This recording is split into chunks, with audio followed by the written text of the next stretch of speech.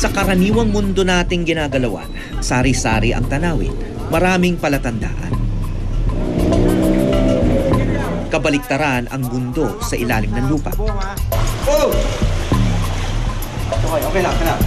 Malalim dito eh. Sa halos magkakamukhang sangay ng imbornal, madali kang mawala.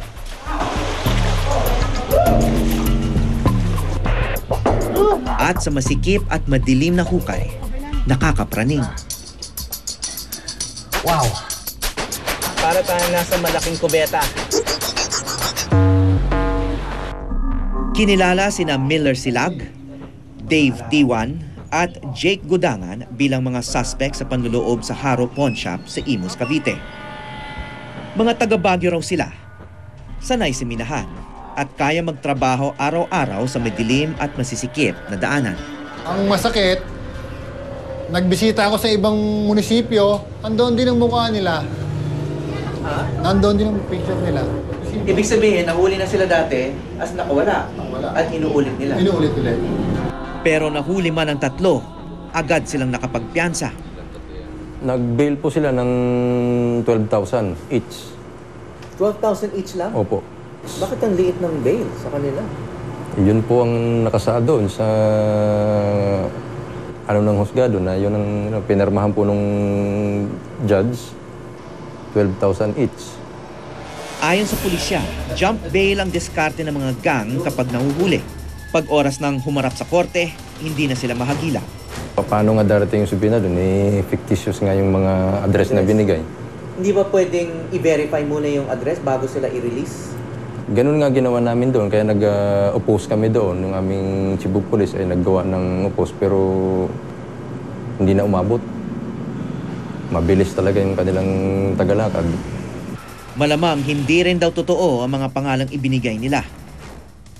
Ang mga binansagang tunnel rats tila madulas sa kamay ng pulisya at madulas din sa kamay ng batas. Pag plain robbery lang, force upon things or using force to break in, ganyan, sad to say, bailable yan. Ayon sa Anti-Organized Crime Division ng Philippine National Police, may sindikato itong may operasyon sa iba't ibang bahagi ng bansa. Based doon sa information namin, we were able to account at least 6 groups operating within the country, especially in Region 3 and Region 4A in Metro Manila. Mayroon pa ngang sa Iloilo, mayroon pa sa Cebu, mayroon din sa Davao. Mga grupo-grupo na yon. Sa tinatawag na acetylene gang, tila nakahanap ng malaking kalaban ng pulisya. Pati na rin ang mahigit 20,000 pawn shop na nakarehistro sa bansa. At tila ang mga magnanakaw ang siyang may lamang. Kaya sa tingin nyo parang pabor sa suspect o sa criminal itong sistemang ganito? Ayun po ang nasa batas eh. So kung sila on bail o dinidinig pa rin, considered as innocent pa rin. Sana may magbagong batas o dagdagan ng hatol para hindi na dumami yung mga insidente ganyan. Sana wala nang piyansa o ganyan. Sana.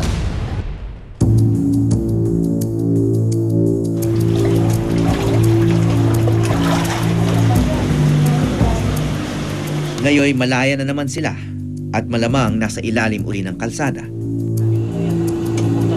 Tuloy-tuloy lang ang trabaho nang walang nakakapansin. Mula sa Imbornal sa Maynila, ako po si Howie Severino at ito ang Eyewitness. Malalim na.